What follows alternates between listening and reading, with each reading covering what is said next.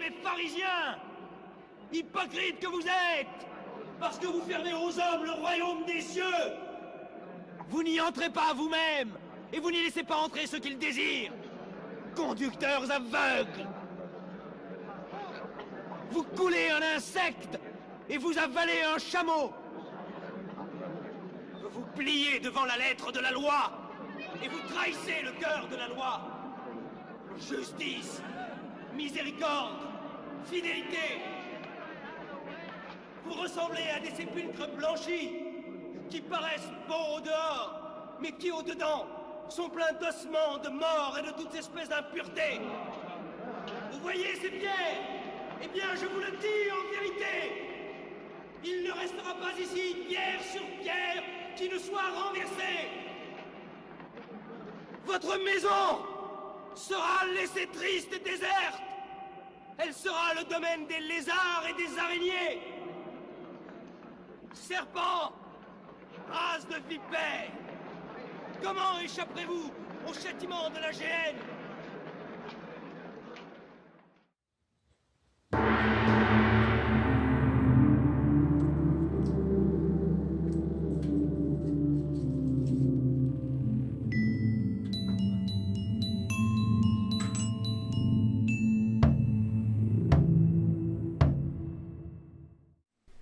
Et donc,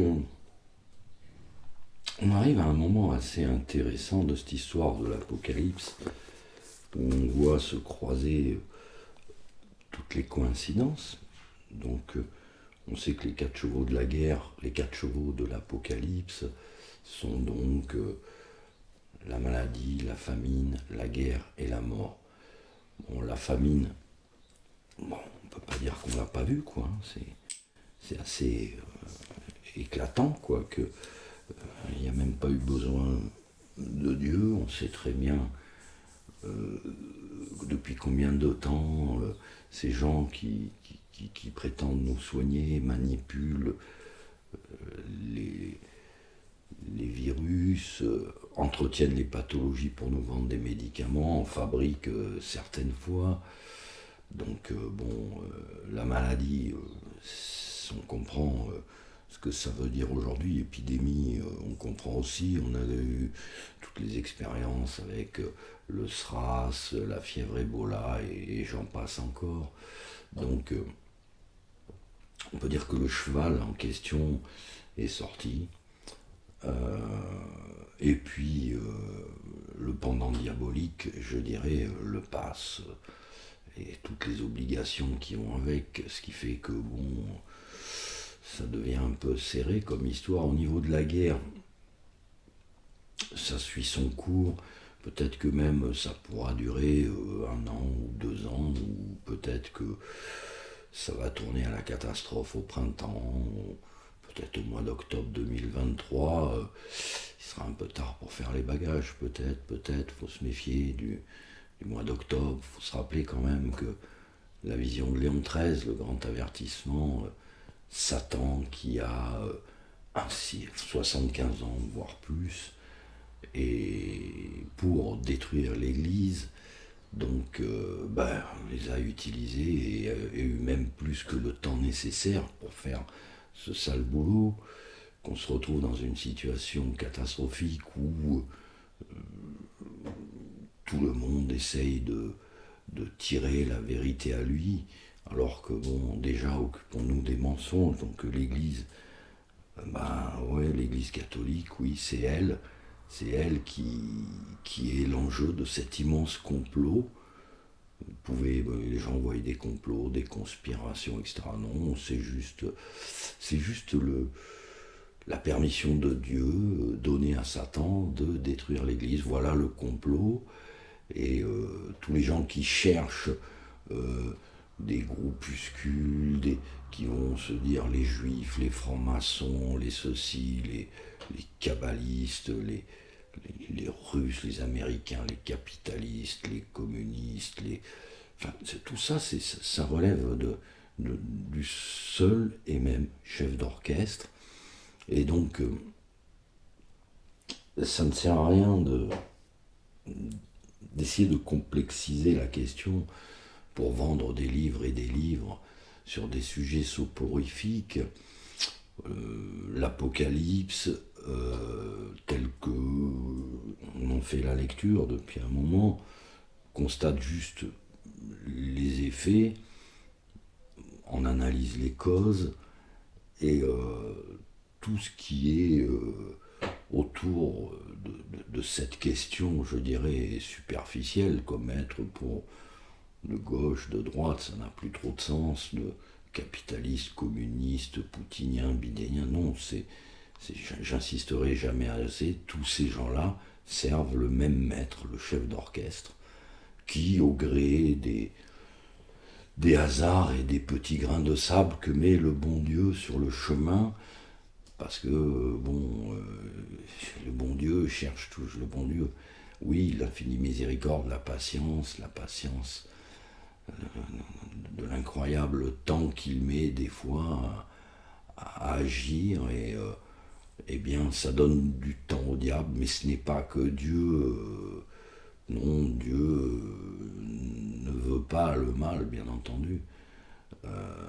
Mais le diable utilise tous les moindres secondes qui lui sont données pour aveugler les hommes, les entretenir dans une illusion, jusqu'au moment où la catastrophe va arriver.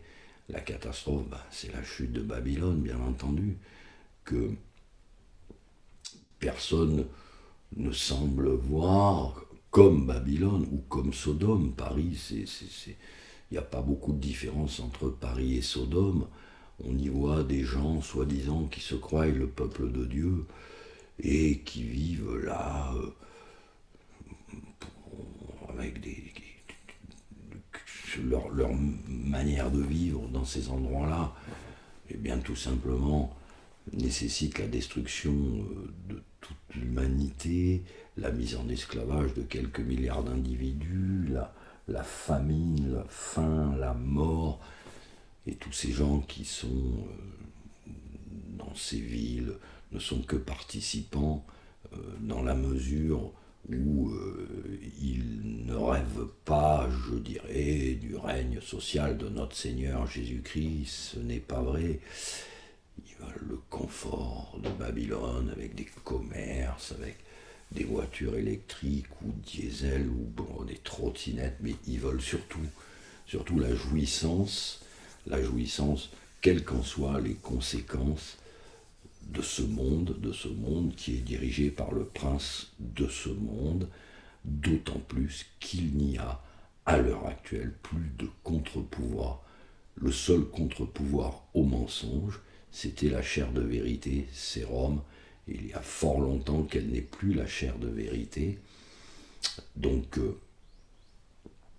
sans prétendre, ou la seule prétention que pourrait avoir un catholique aujourd'hui, peut-être, c'est d'être dans un radeau de sauvetage et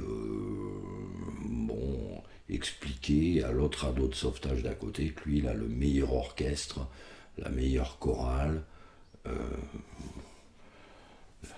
tout ce qui va bien pour se sauver, pour son salut. Oui, moi je veux bien, mais il me semble qu'il faut commencer par se demander ce que le bon Dieu voudrait pas que l'on fasse, et se demander à quel moment on a combattu l'erreur et à quel moment on a cherché la vérité. Donc, et je le redirai 1000 fois, il faut commencer par lire les évangiles, dans une bonne traduction. 1000 fois, d'ailleurs on s'occupe de retrouver encore des bonnes traductions en édition originale Carrière, il devrait y en arriver là. Mais ne pas comprendre l'évangile, ne pas comprendre, pour par exemple appréhender la lecture de l'Apocalypse, il faut forcément avoir un peu étudié le sens de l'écriture, notamment quand on parle de cette fameuse parabole de la fin des temps. C'est Saint Matthieu, faut que je vous le dise, je ne vais pas vous le dire de mémoire, ça va être le chapitre 24, si je ne m'abuse. Et donc, à partir du moment où il aborde la question de la fin des temps, la ruine de lorsque Jésus sortait du temple, voilà, ses disciples, et Jésus leur dit, vous voyez tous ces grands bâtiments, je vous le dis en vérité, ils seront totalement détruits, qu'il n'y demeurera pas pierre sur pierre. Bien, vous voyez, les chrétiens, quand Titus est arrivé à Jérusalem, sont sortis de Jérusalem, il n'y avait pas un chrétien dans Jérusalem à la chute de Jérusalem. Il me semble que ça n'ait pas servi de leçon à certains qui se trouvent bien dans Babylone, dans Sodome, heureusement protégés par une soi-disant démocratie issue de la souveraineté du peuple. Ces braves catholiques n'en ont rien à foutre de s'exciter pour un parti soi-disant d'extrême droite ou de qu'importe, ils sont de toute façon pour la souveraineté du peuple, donc ils sont contre la royauté sociale de notre Seigneur Jésus-Christ, ils sont contre le règne du Sacré-Cœur, ils sont contre les prophéties de la Sainte Vierge qui dit à la fin mon cœur immaculé vaincra.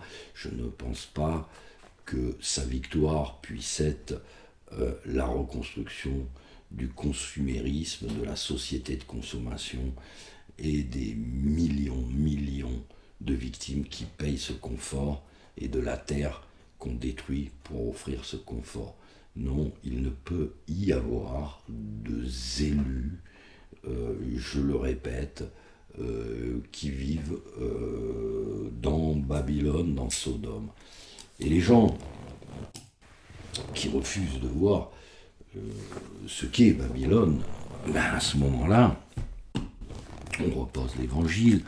Je n'en fais pas donc la lecture, et parce qu'elle est longue, ça sera dans un autre propos, je pense, la question sur l'évangile et ce qu'on pourrait en tirer comme leçon.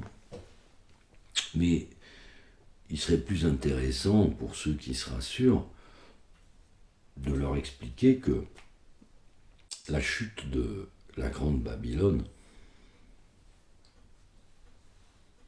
qui a fait boire à toutes les nations le vin empoisé de sa prostitution, les vins de la terre et les rois de la terre se sont corrompus avec elle, les marchands de la terre se sont enrichis par l'excès de son luxe.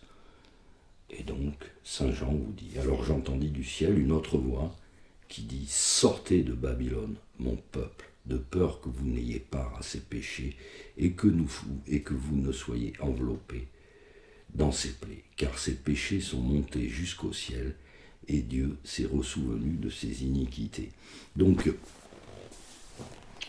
bon, ceux qui sont convaincus de ne pas faire partie de Babylone, de cette Babylone qui va s'effondrer en un instant, bah écoutez, je vous dis, continuez à vivre dans vos clapiers à 500 000 € et allez surtout communier avec des prêtres valides, j'en conviens, et qui vous disent n'écoutez surtout pas ceux qui vous parlent de l'Apocalypse, de ce livre, il n'a pas dit pécamineux, mais presque morbide, de ce livre morbide. Je pense que cette phrase lui sera retenue un jour. L'Apocalypse, un livre morbide, comme si Dieu, l'Église aurait permis qu'un livre morbide soit dans le canon. Il n'y a pas plus stupide comme bêtise, et comme disait Bossuet, c'est le livre le plus merveilleux. C'est le livre le plus merveilleux pour ceux qui n'en ont rien à foutre de ce monde, quoi. Bien sûr, puisque on voit bien que cette Babylone, quoi, que tout le monde refuse de voir là où elle est, et de cette grande ville qui, les marchands qui vendent ces choses, c'est-à-dire tous les marchands de la terre se sont enrichis avec elle, de cette ville dont il fait toute la description, les richesses, les pierreries, les perles, la musique, la richesse, le luxe, et tous les pilotes et tous ceux qui vont sur la mer, tous ceux qui font du commerce. Quelle ville, disait-il, a jamais égalé cette grande ville? Voilà, cette grande ville qui a enrichi de son opulence tous ceux qui avaient des vaisseaux en mer. Comment se trouvait-elle ruinée en un moment? Ciel, faites éclater votre joie, et vous aussi, saints apôtres et prophètes, parce que Dieu vous a vengé d'elle et l'a puni des maux qu'elle vous a fait souffrir. Donc cette Babylone, où on a trouvé le sang des martyrs, des prophètes, des saints, de tous ceux qui ont été tués sur la terre. Bon, cette particularité des prophéties qui se complètent à travers les âges et qui peuvent correspondre autant à la chute de l'Empire romain qu'à ce qui se passe aujourd'hui, avec le temps, le tableau devient plus précis. Et je dirais que on a vu Carthage tomber, on a vu Constantinople tomber, on a vu Rome tomber, on a vu Athènes tomber, on en a vu des empires qui se sont succédés, les Mèdes, les Perses, etc. Mais jamais, jamais cette chute a provoqué la ruine de tous les marchands de la terre en un instant, jamais. Jamais, c'est une bien grande catastrophe, ouais, pour quelques-uns, mais non, il n'y en a qu'une aujourd'hui qui peut s'effondrer en un instant. Grâce à Internet, elle contrôle tout le commerce de la Terre. À Wall Street, c'est à Wall Street que est contrôlé, et c'est pour justement garder ce contrôle sur toute la Terre. Je ne ferai pas un cours d'économie sur Wall Street, sur les circuits financiers et sur toutes ces choses qui font que elle peut effectivement, c'est le seul moment où tout le monde peut être ruiné.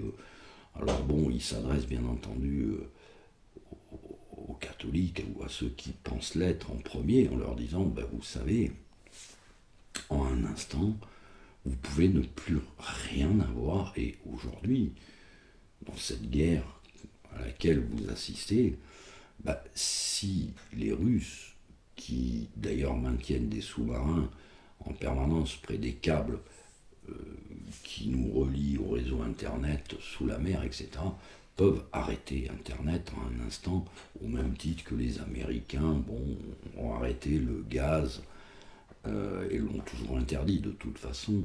Donc on voit très bien que ces choses qui arrivent en un instant n'ont jamais existé avant le temps qu'on vit. Jamais.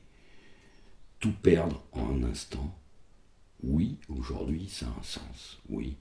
Tout le monde ruiné en un instant, oui, ça a un sens. Ça n'en a jamais eu avant dans l'histoire de l'humanité. C'était impossible que tout le monde soit ruiné en un instant. Et bien là, tout le monde va être ruiné en un instant. Battez-vous pour les retraites si vous avez envie, mais c'est déjà cuit, quoi. Battez-vous pour vos assurances vie, battez-vous pour votre camping-car, battez-vous pour si vous voulez, mais tout ça va être effacé en un instant. Alors, quand? Là, je ne saurais le dire, et je pense que quiconque vous avancerait une date serait un gros menteur. Par contre, quand on regarde le filier, on peut dire que là, les temps sont quand même bien avancés. Je le dis, je le répète personnellement, si j'habitais Paris ou Marseille, je relirais 10 fois le message de la Salette, mais 10 fois, si c'est des fois ça ne me rentrait pas dans la caboche, je ferais la prière au Saint-Esprit de me dire, mais qu'est-ce qu'il faut, Seigneur, que je fasse? Et donc,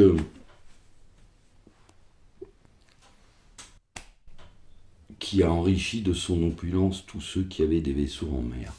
Ouais, cette Babylone qui va disparaître. Et à ce moment-là, on se rend compte dans cette chute de Babylone que en fait, les nations, Babylone était haïe.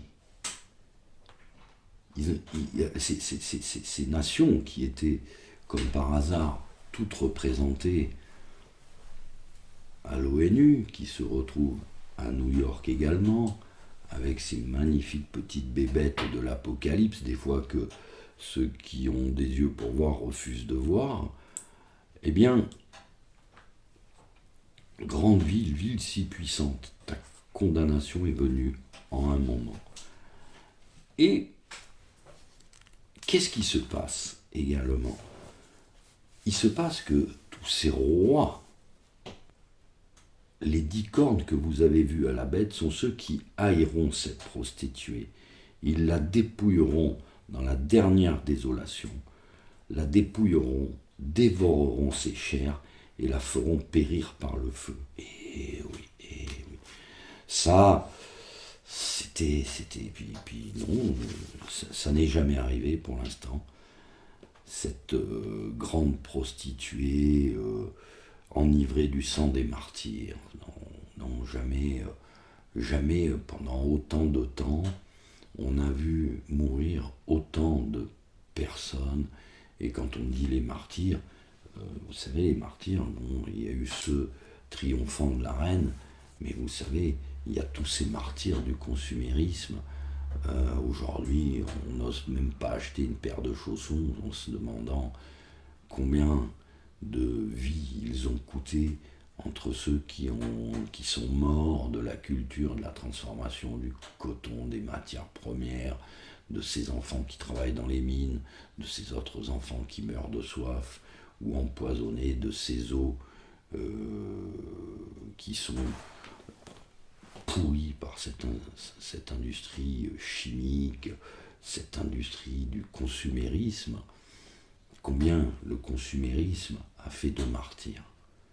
C'est ça la question. Les gens ne voient pas de martyrs dans leur petit confort, dans leur petit auto, avec leur petit manteau, leur petit chapeau, qui aimerait bien avoir l'air. Ouais, non, je m'égare un peu, mais l'image est trop évidente, trop évidente que, je veux dire, par notre simple consumérisme, je veux dire, on est complice des meurtriers. Aujourd'hui, notre culpabilité à tous, autant qu'on est, tous, nous, bon, on se chauffe au bois, on essaye de consommer le moins possible, mais simplement l'énergie, la voiture qu'on utilise, etc.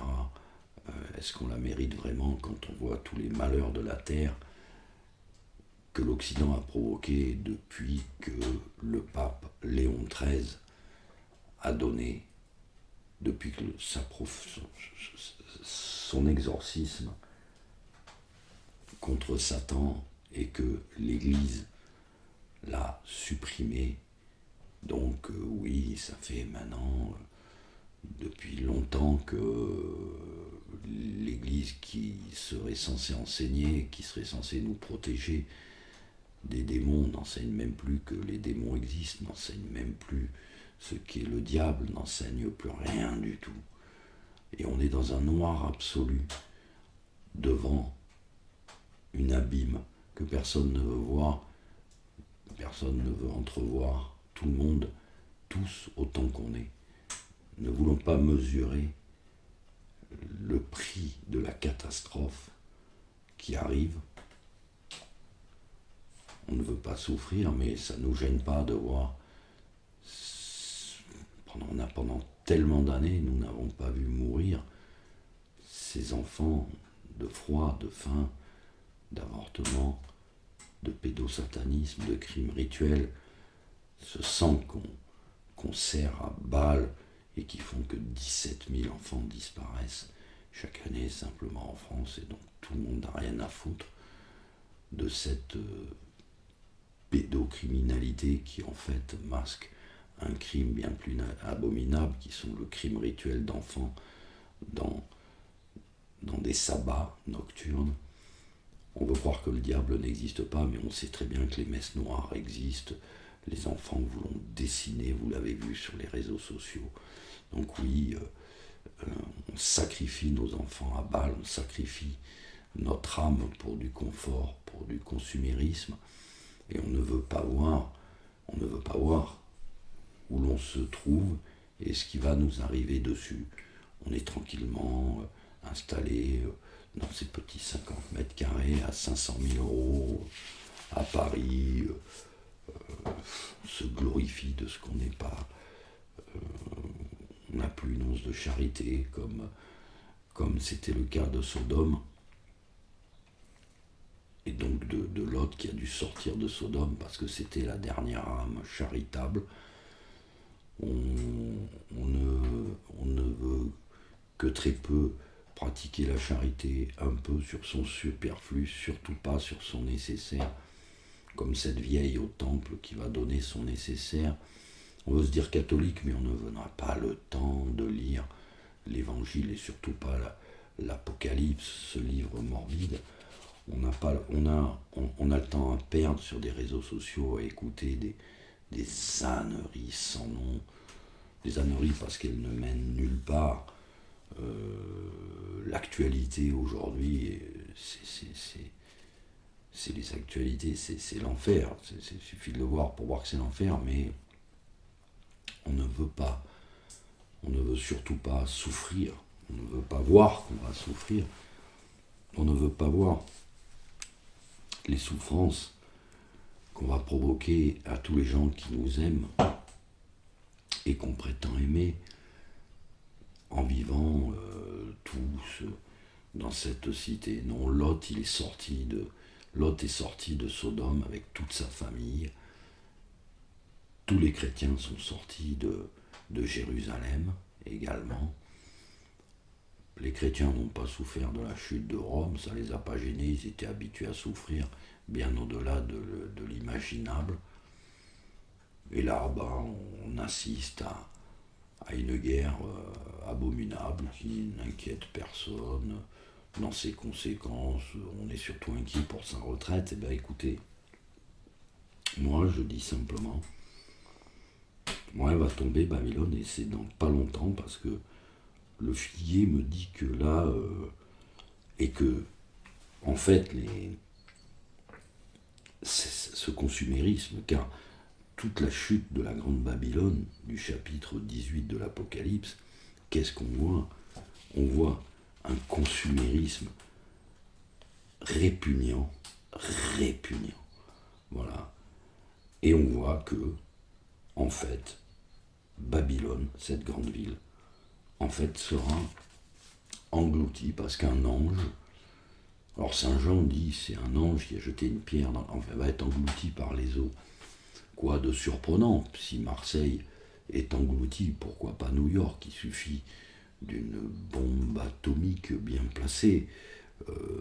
Et puis à ce moment-là, vous réécouterez les parties antérieures où on parlait justement des armes de guerre qu'on pourrait rencontrer dans l'Apocalypse, de la manière dont Saint Jean a décrit ce que pouvait être une explosion nucléaire, en nommant également Tchernobyl, des fois que les gens ne veulent pas voir. Ils ne veulent pas voir. Donc, elle va tomber, Babylone. Je vous conseille de lire donc le chapitre 18 de l'Apocalypse particulièrement. Si vous avez une journée à perdre, perdez un peu de temps à lire les chapitres 17, même 17 et 18,